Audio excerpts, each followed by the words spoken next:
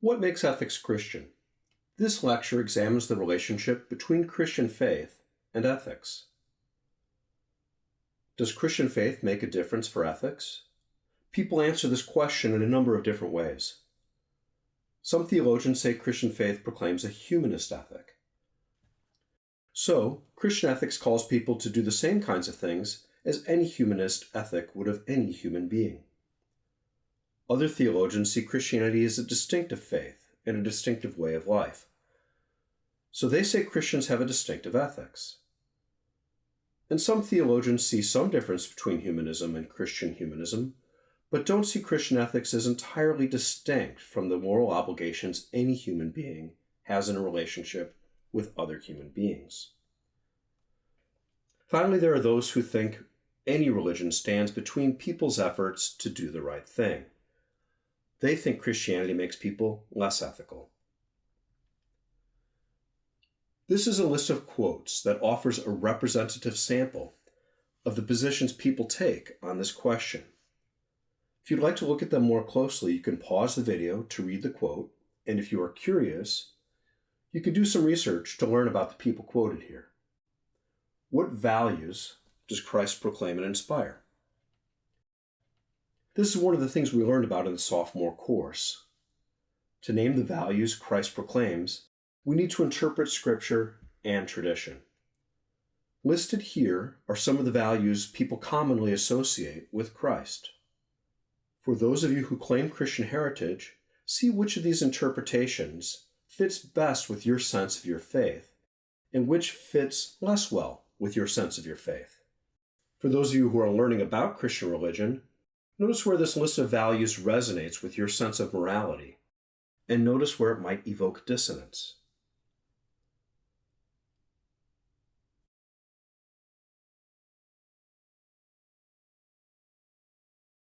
How should Christians let faith be a guide?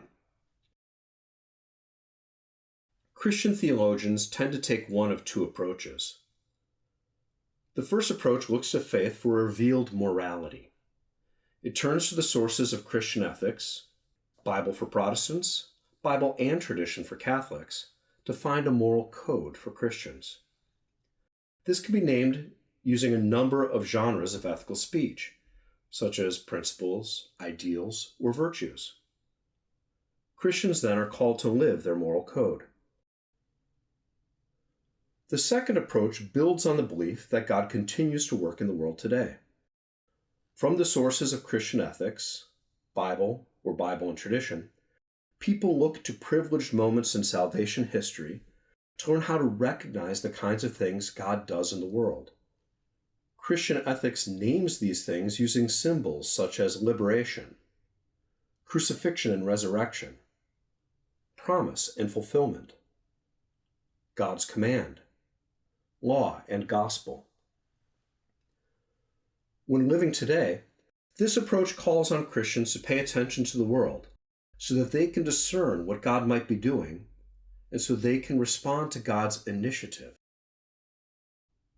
What is the relationship between Christian values and the values of my cultures? We live in a pluralist society. We participate in multiple cultures. When we use the word culture, we name the symbolic and expressive dimension of social life.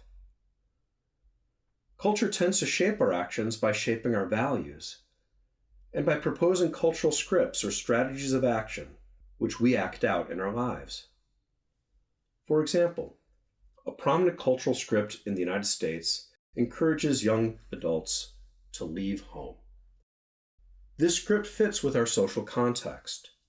The United States promotes the nuclear family as a mark of wealth and of individual independence. Young adults work to meet the goal of leaving their parents' home and establishing themselves as heads of an economically independent household. As children become financially independent from their parents, they also gain a moral independence. They get to decide what values will guide them in their private life, and they get to decide how they will raise their own children. The cultural script, leave home, seems at least to create some tension with Christian teaching. The fourth commandment of the Ten Commandments, which Jesus also repeats in Matthew's Gospel, says, "Honor your father and mother." In many families, leaving home becomes a two-way severing of responsibility. Parents no longer need to care for their children. Any support they give their adult children becomes optional. But children also see care for their parents as a responsibility secondary to the responsibilities they have to the family they themselves establish, to their spouses, and to their own children. As parents age and their needs for support become more significant, the tug of the fourth commandment becomes more pronounced. When Christians experience tension between the values of their faith and the values of their cultures, how should they respond? Protestant theologian H. Richard Niebuhr sees 5 models in Christian theology that inform our response to this question. Each approach responds differently to conflicts between faith and culture.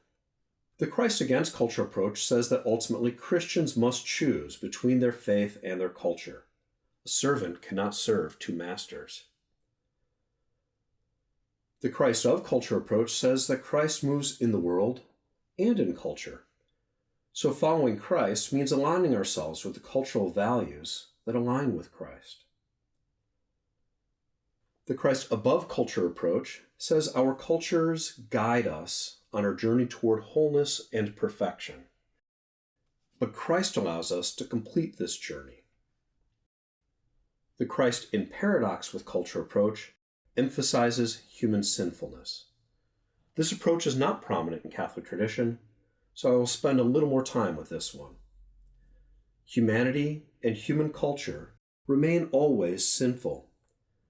Even Christian culture, which Christians develop to reflect their values and to support their faith life, ultimately shows Christians how often they fail to live up to their values.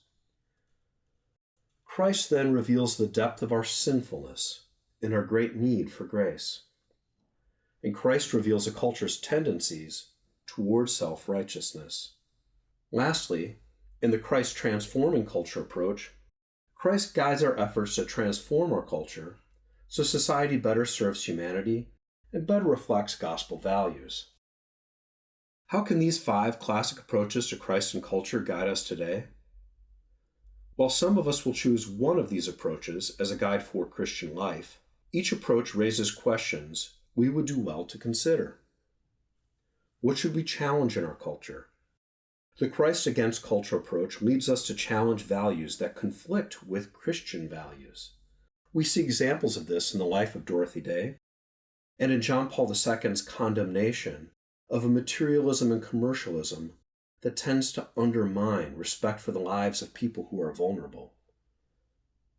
What should we uphold from our culture? The Christ of culture approach leads us to pay attention to social values that fit well with Christian values. We see this approach in the work of theologian John Courtney Murray.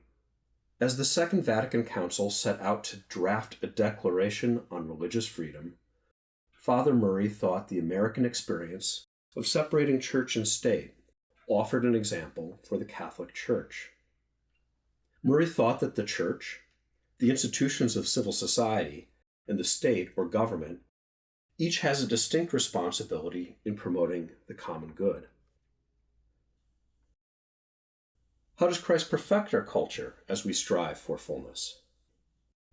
The Christ above culture approach builds on the idea that culture guides people toward their telos, or goal in life.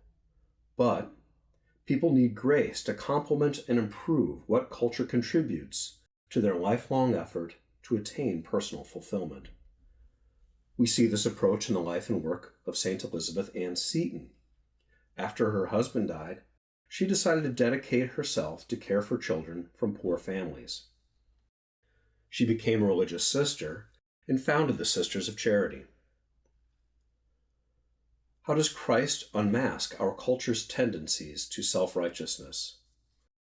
Self-righteousness undermines being open to growth and contributes to harmful ideological polarization in society.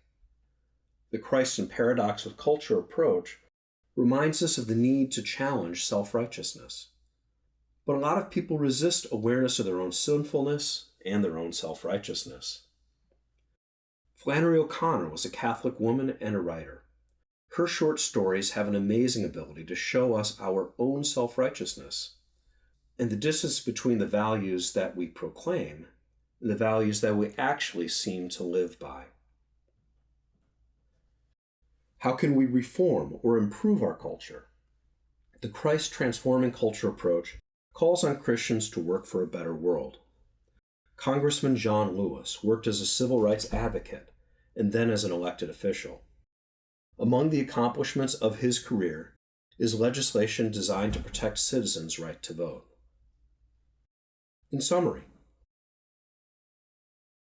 we find a broad range of views about how Christian faith influences ethics, and some people argue that Christianity undermines ethics. Christ proclaims values of love, reconciliation, inclusion, and liberation. Christian ethics tends to use faith as a guide in one of two ways. 1. Interpret a moral code that fits with their faith and live it. Or 2. Use faith to discern how God works in the world and how to respond in kind. Christians live in a social context that proposes values as their faith proposes its own values. H. Richard Niebuhr, in the book Christ and Culture, names 5 ways Christian ethics has tried to negotiate the relationship between the values of Christian faith and the cultural values of their social context. Each of these approaches raises important questions for Christians to wrestle with today.